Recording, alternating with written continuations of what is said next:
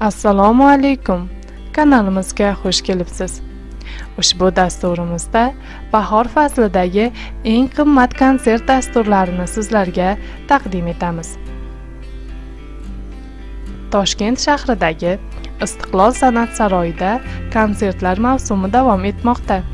Jurnalistlarimizdan biri san'at saroyida bo'lib, chiptalarning kassadagi narxlari asosida eng qimmat konsertlar reytingini tuzib chiqdi.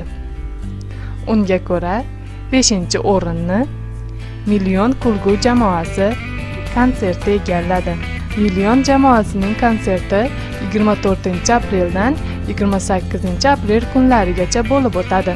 Chiptalar narxi eng arzoni 15 ming so'mdan eng qimmati 100 ming so'mgacha sotilmoqda. 4-o'rinni xonanda Alisher Fayzning konsert dasturi egallagan.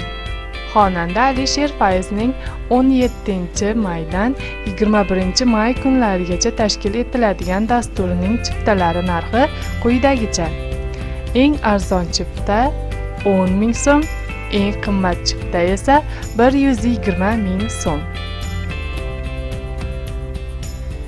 3-o'rinni Shohrux reperning konserti egallagan. 24-25 mart kunlari bo'lib o'tgan mazkur konsertning eng arzon chiptasi 20 ming so'mdan, eng qimmati esa 150 ming so'mgacha sotilgan. 2-o'rinni xonanda Shahzodaning konserti egalladi.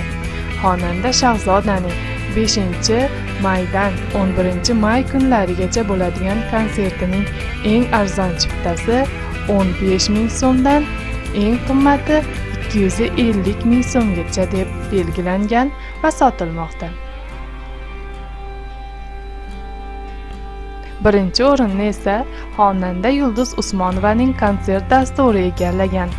Xonanda Yulduz Usmonovaning 11-apreldan 23-aprel kunlari jonli ijroda bo'lib o'tadigan dasturining eng arzon chiptasi 20 ming so'mdan, eng qimmati esa 250 ming so'mgacha belgilangan. Mish-mishlarga qaraganda hozirgi kunga esa 350 ming so'mga ham chiqqan emish.